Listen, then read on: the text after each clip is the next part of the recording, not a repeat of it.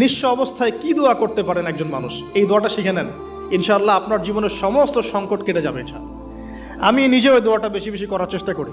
দোয়াটা হচ্ছে, মুসা আলাইহিস সালাম একটা গাছের নিচে হেলান দিয়ে বসলেন, বসে দেখলেন দুইজন মেয়ে দাঁড়িয়ে আছে দূরে, পানি নিতে পারছে না, লোকজন পানি নিয়ে যাচ্ছে, ওরা দাঁড়িয়ে আছে বেচারি। মুসা আলাইহিস সালাম গিয়ে বললেন, কি সমস্যা আপনাদের? এটা নিয়ে আপনারা আবার মেয়েদের সাথে কথা বলার চেষ্টা করেন না, ঠিক আছে? তো মাহারাম গায়রা মাহারাম মেনে চলে। তারা বললেন যে আমাদের বাবা অনেক বৃদ্ধ মানুষ, আমরা পানি নিতে পারি না যতক্ষণ না আমাদের কম পানি নিয়ে চলে যায়। মুসা আলাইহিস সালাম তো একটু বললাম না, ফিজিক্যালি খুব স্ট্রং ছিলেন, থাকে না বডি বিল্ডার, সামনে গিয়ে কথা বলে সরো পানি নিতে দাও, তখন মানুষ একটু মূল্যায়ন করে না।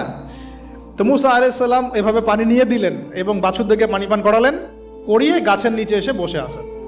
বসে বসে তিনি দোয়া করছেন, এই যে দোয়াটা তিনি দোয়া করছেন, রব্বি, একটা নেক কাজ করলেন, নেক কাজ করলেন না, মানুষের উপকার করলেন, নেক কাজ করে এসে গাছের নিচে বসে দোয়া করছেন।